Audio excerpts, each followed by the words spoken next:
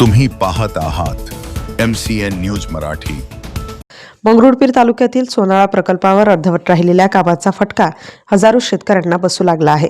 धरणातून पाणी सोडण्यात आले असले तरी कालव्याची कामे अपूर्ण असल्याने पाणी अर्ध्या मार्गावरच थांबले आहे। उभ्या पिकांना पाण्याची तीव्र गरज असताना हे पाणी शेतापर्यंत पोहोचत नसल्याने शेतकरी चिंतेत आहे। उन्हाच्या तडाख्यामुळे जमिनीला भेगा पडत असून गहू, हरभरा आणि कपाशीच्या पिकांमध्ये पात्या बोंडे गळतीची प्रक्रिया सुरू झाली आहे। तालुक्यातील मोठा भाग हाच कालवा हा सिंचनाचा एकमेव आधार असल्याने परिस्थिती अधिक गंभीर बनली आहे।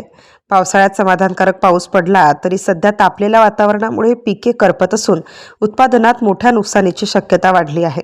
कालवा पाण्याचा पुरवठा नियोजनात त्रुटी आणि पाटबंधारे विभागाची उदासीनता या विरोधात शेतकरी वर्गात संताप वाढू लागला आहे।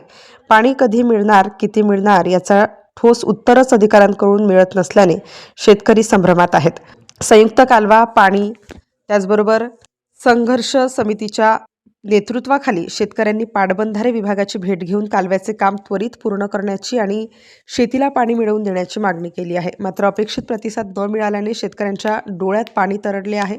शासन आणि प्रशासनाकडून तात्काळ उपाययोजना न झाल्यास उभ्या पिकांचे मोठ्या प्रमाणात नुकसान होण्याची भीती व्यक्त केली जात आहे। शेतकरी वर्गाने तातडीने लक्ष घालण्याचे आवाहन पाटबंधारे विभागाला केले आहे। MCN न्यूज मराठीकरिता विश्वास कुटे, वाशिम।